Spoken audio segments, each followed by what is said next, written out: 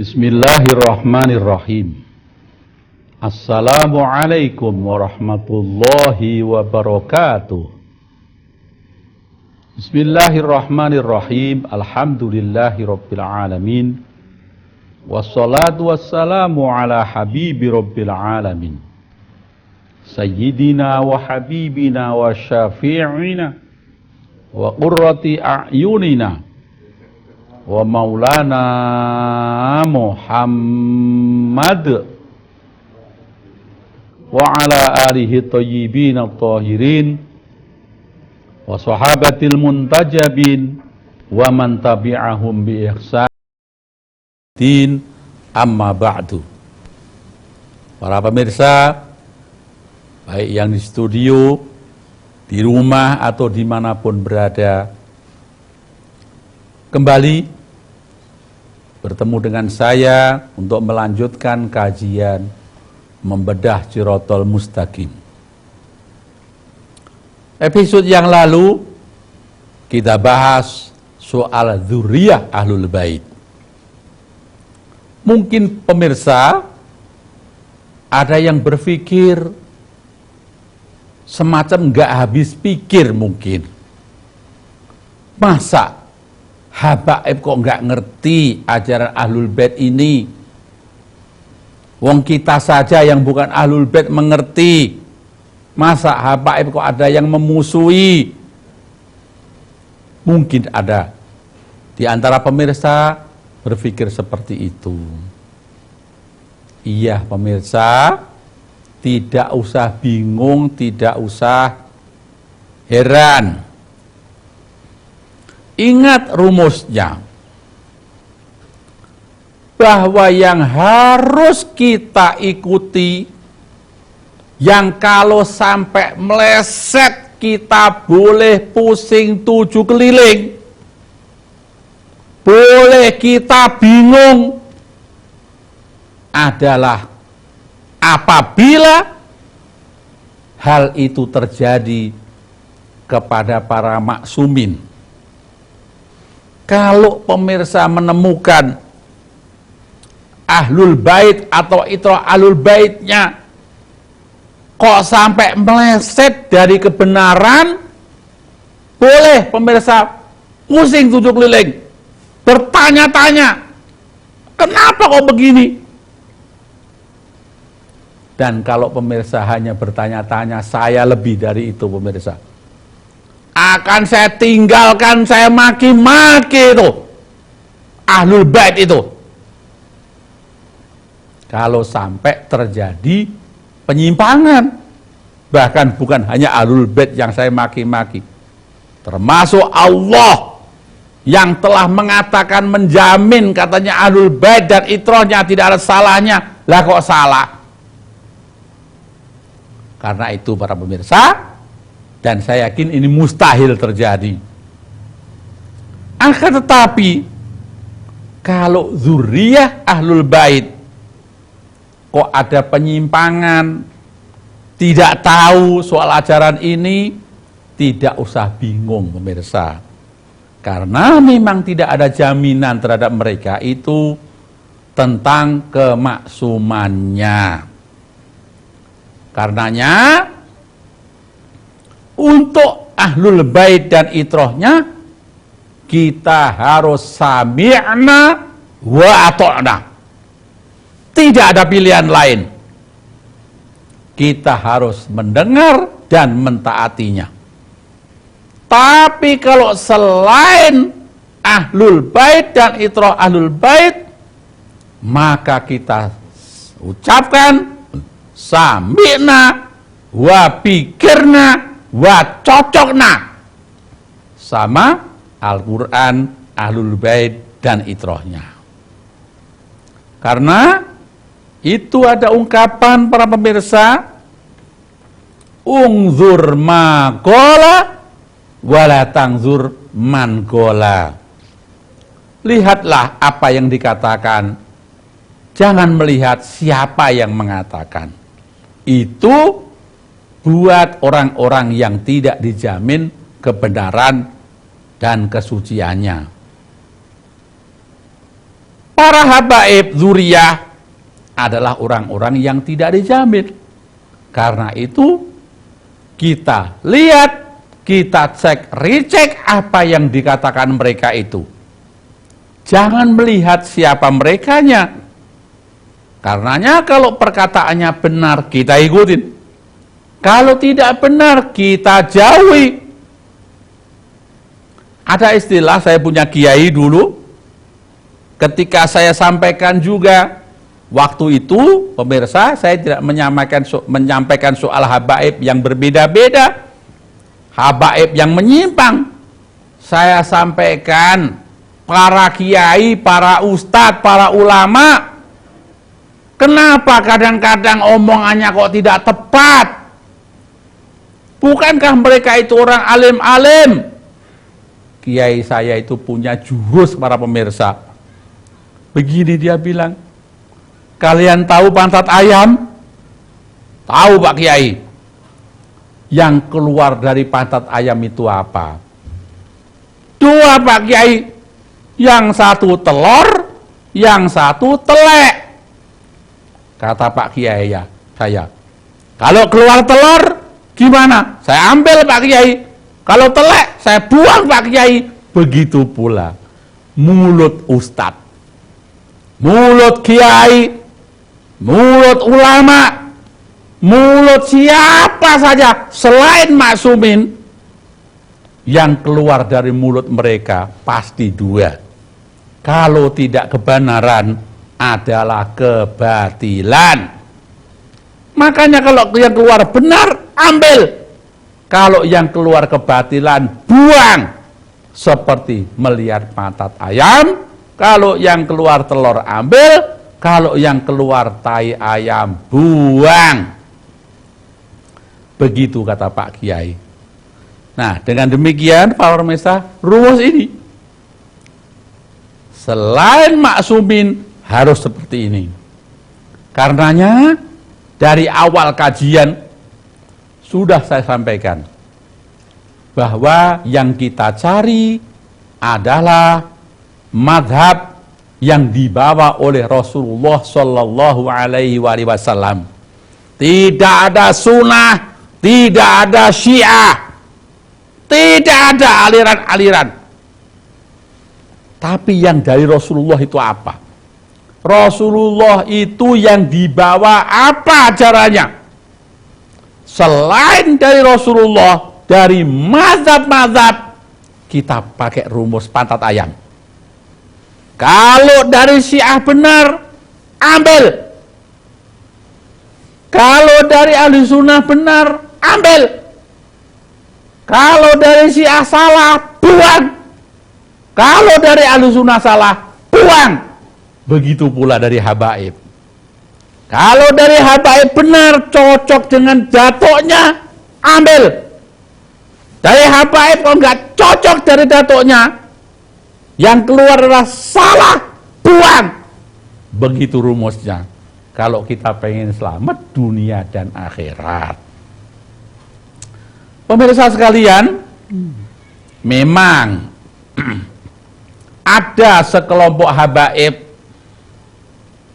yang kurang pemahaman menurut saya, menganggap dirinya itu suci. Menganggap dirinya karena punya hubungan darah dengan Rasulullah Shallallahu Alaihi Wasallam, maka sekalipun mereka melakukan kesalahan, melakukan kekeliruan, bahkan naudzubillahi min dzalik, mabuk, main judi, berzina, mereka meyakini katanya tidak apa-apa, tidak akan masuk neraka karena di tubuh mereka mengalir darah dan daging Rasulullah Shallallahu Alaihi Wasallam.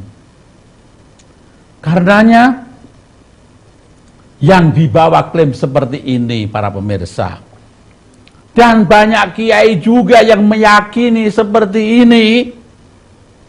Makanya kalau ketemuan para habaib, kok habaib itu melakukan hal-hal yang menyimpang dari agama, enggak ada kiai satupun yang berani mengkritiknya, berani mengingatkannya.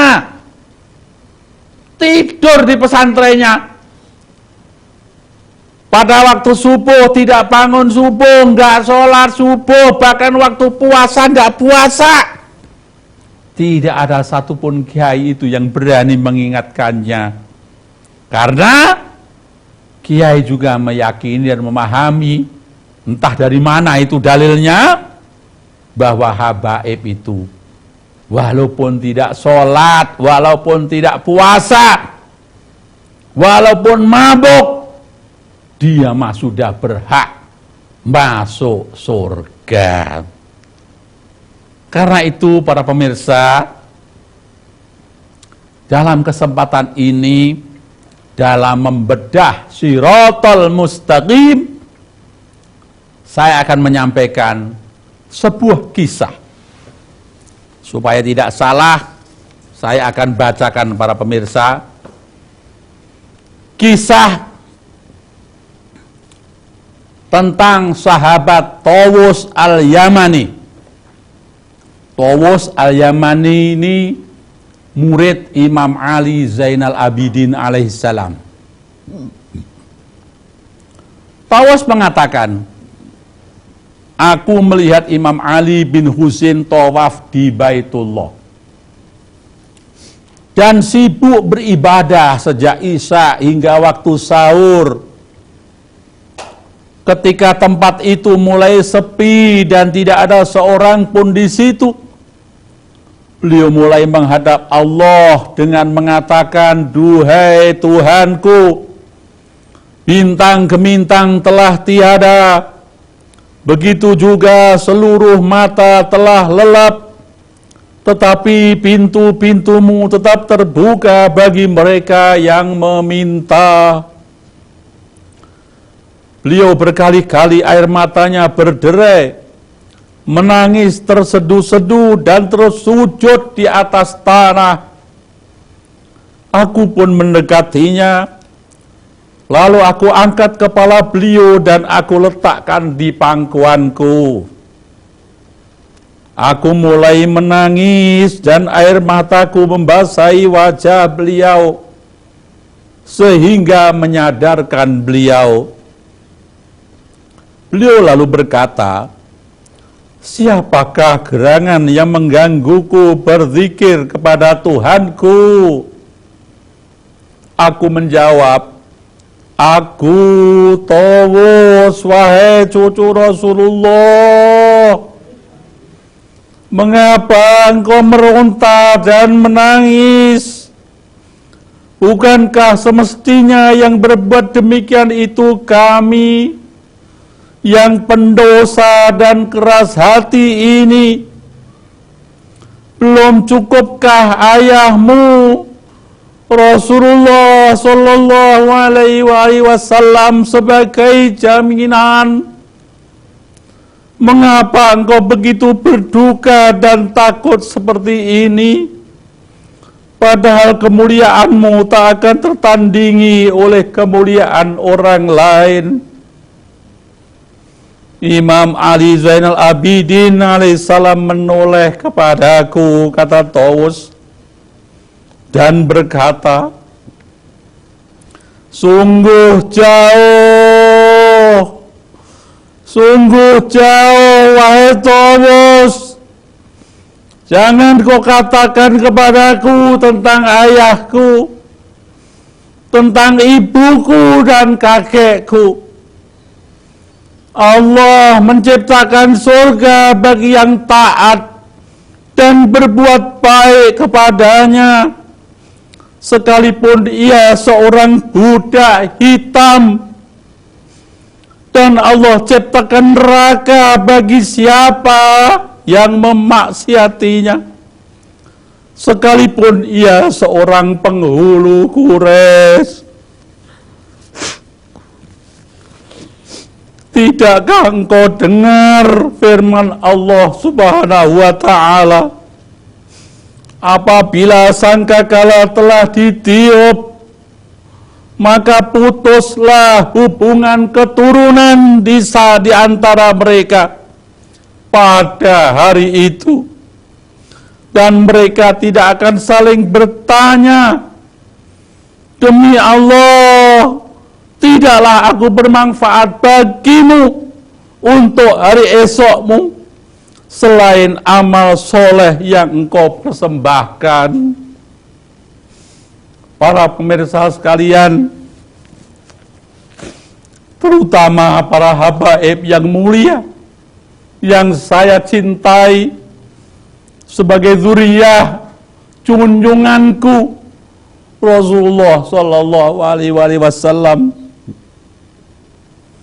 Mari ingat, mari kita lihat dan kita dengar pernyataan Imam Ali Zainal Abidin alaihissalam, putra Imam Husain alaihissalam, imam umat Islam,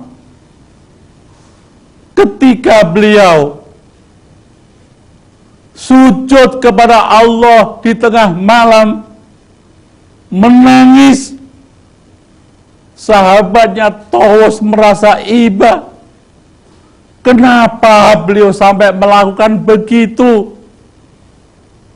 Apakah kurang sebagai jaminan?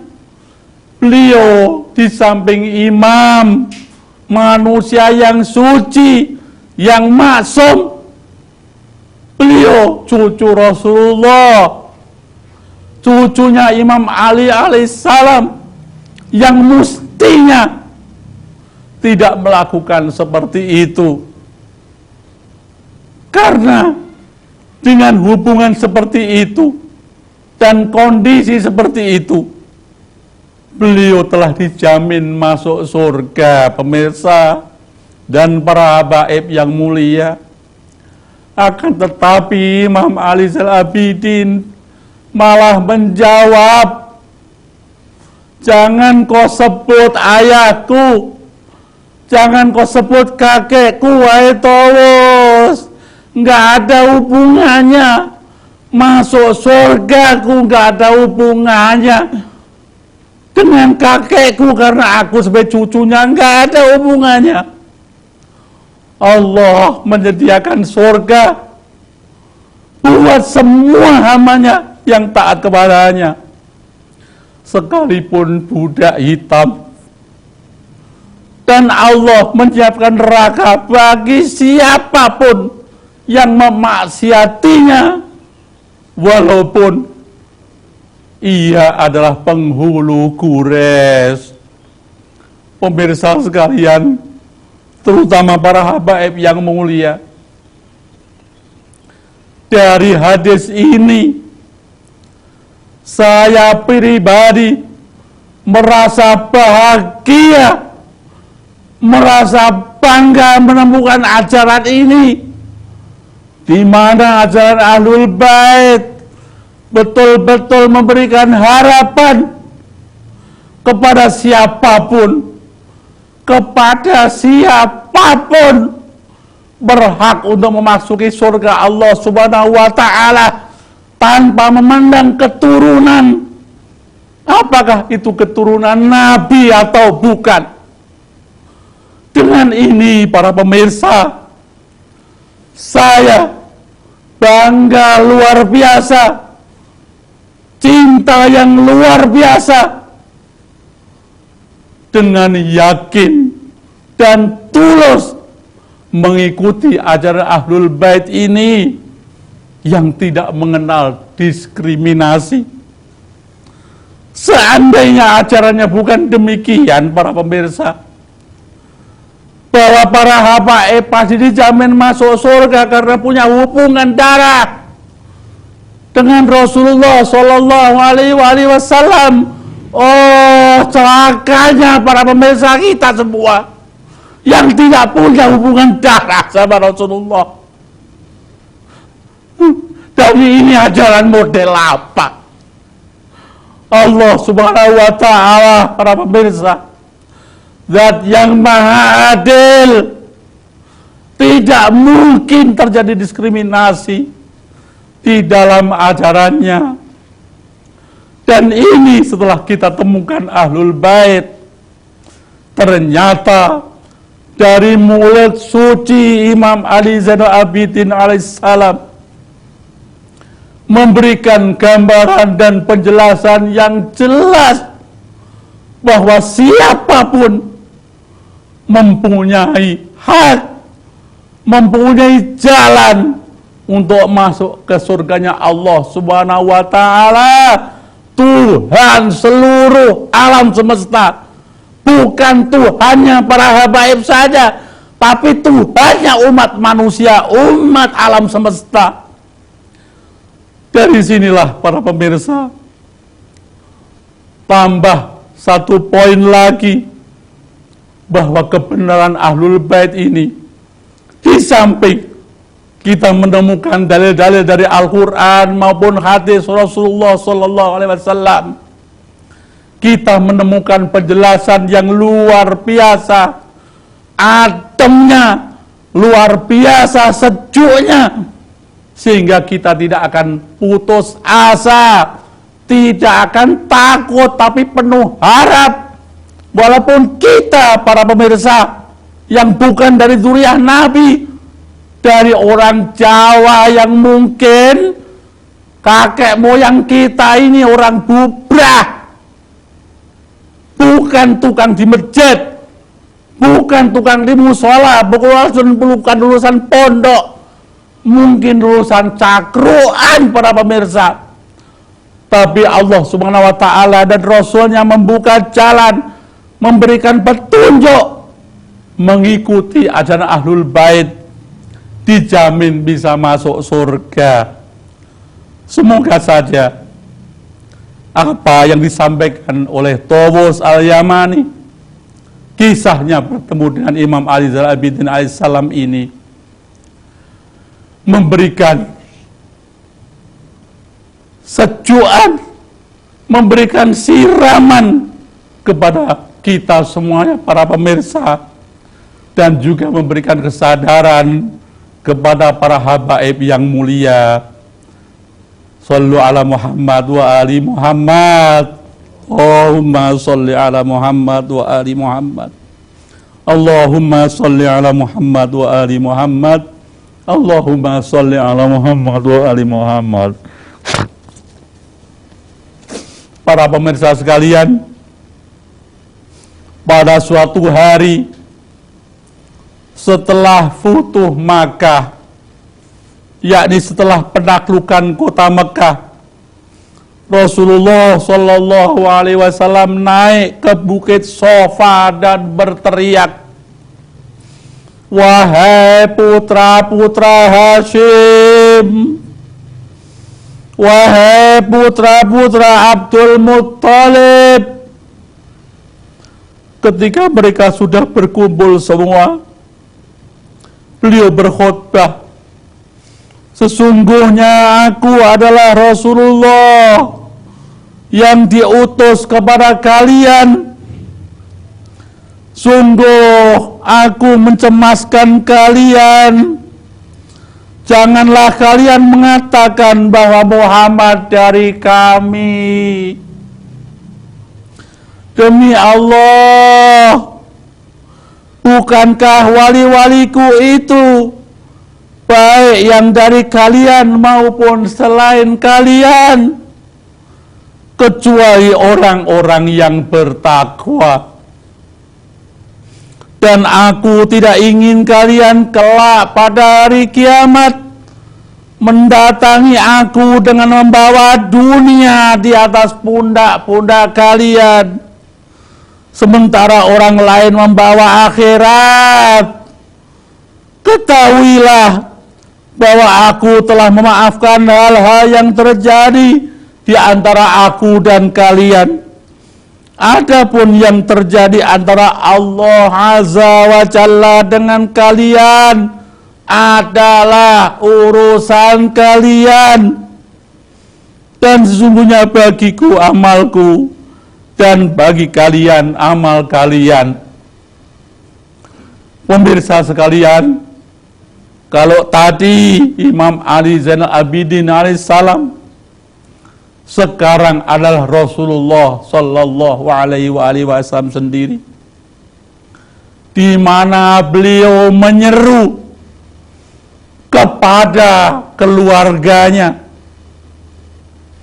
Beliau panggil, wahai Bani Hashim, wahai Bani Abdul Muthalib, ini tidak termasuk kita para pemirsa. Beliau mengatakan bahwa jangan sampai nanti orang-orang di luar kalian datang pada hari kiamat justru membawa amal, tapi kalian malah justru membawa dunia. Urus kalian dengan aku bisa diselesaikan, kata Rasul. Tapi urusan kalian dengan Allah Azza wa Jalla adalah terletak pada diri kalian masing-masing. Tergantung amal perbuatan kalian masing-masing. Dengan begini para pemirsa, khususnya kepada para habaib yang mulia, berarti kalau kalian mendapatkan keterangan, mendapatkan penjelasan bahwa kalian telah terjamin di sisi Allah, kalian pasti masuk surga walaupun kalian melakukan maksiat. Sadarlah wahai habaib yang mulia, datuk kalian berlepas tangan dengan kalian. Kalian selamat di hadapan Allah bukan karena darah daging Rasulullah mengalir di tubuh kalian, tapi karena amal perbuatan kalian. Dan ini para pemirsa, khususnya para habaib yang mulia, menambah lagi kesejukan kami. Kalau tadi Imam Ali Zainal Abidin yang memberikan harapan kepada kami, yang di tubuh kami nggak ada darah daging Rasulullah. Ini sekarang Rasulullah yang mulia, Sayyidul Awwalina wal Akhirin, telah memberikan harapan pula kepada kami, sehingga kami mengikuti ajaran kakek kalian, wahai habaib yang mulia, dengan penuh mantap, dengan penuh keyakinan bahwa inilah jalan yang menyelamatkan kami dari azab neraka. Sehingga kami punya keyakinan barangkali itu anjing kitmil telah mengetahui bahwa rumus-rumus masuk surga tidak ada hubungannya dengan darah dan daging, tidak ada hubungannya dengan nasab, tapi hubungannya dengan amal perbuatan. Para pemirsa sekalian, sejarah menceritakan bahwa pada hari-hari terakhirnya Rasulullah Sallallahu Alaihi Wasallam pada suatu malam keluar sendirian menuju ke kuburan Baqi. Beliau berdoa untuk penghuni kuburan tersebut, kemudian menoleh kepada para sahabatnya seraya bersabda, sesungguhnya pada setiap tahun Jibril mengulangi Al-Quran kepadaku 1 kali, tetapi pada tahun ini Jibril mengulanginya 2 kali. Aku mengira maut sudah mendekatiku, maka bagi siapa yang aku berjanji kepada seseorang, hendaknya dia menyampaikannya untuk aku penuhi. Dan barang siapa telah meminta suatu kepadaku untuk membayarkan utangnya, maka hendaknya ia datang untuk aku bayarkan utangnya. Kemudian beliau melanjutkan pembicaraannya dengan mengatakan, hai manusia, sesungguhnya tidak ada nasab di antara Allah dan seseorang, dan tidak ada suatu perintah yang mendatangkan kebaikan atau menjauhkan darinya kejahatan selain amal soleh. Ketahuilah, janganlah di antara kalian ada orang yang mengaku-aku, dan janganlah ada pengharap yang mengharap-harap demi yang mengutusku dengan benar. Tidak ada yang dapat menyelamatkan selain amal soleh dan rahmat. Dan sekiranya aku berbuat maksiat, sungguh berarti akulah tersungkur. Ya Allah, bukankah aku telah menyampaikan? Para pemirsa, wabil khusus pada para habaib yang mulia, demikianlah rumus-rumus, garis-garis yang telah diberikan oleh Rasul Sallallahu Alaihi Wasallam dan ahlul baitnya, datuk-datuk kalian, sehingga inilah yang menyelamatkan kita semua dari azab neraka. Semoga apa yang saya sampaikan ini dapat bermanfaat. Sampai jumpa pada pertemuan yang akan datang para pemirsa. Akhiru kalam billahi taufiq wal hidayah. Wassalamualaikum warahmatullahi wabarakatuh.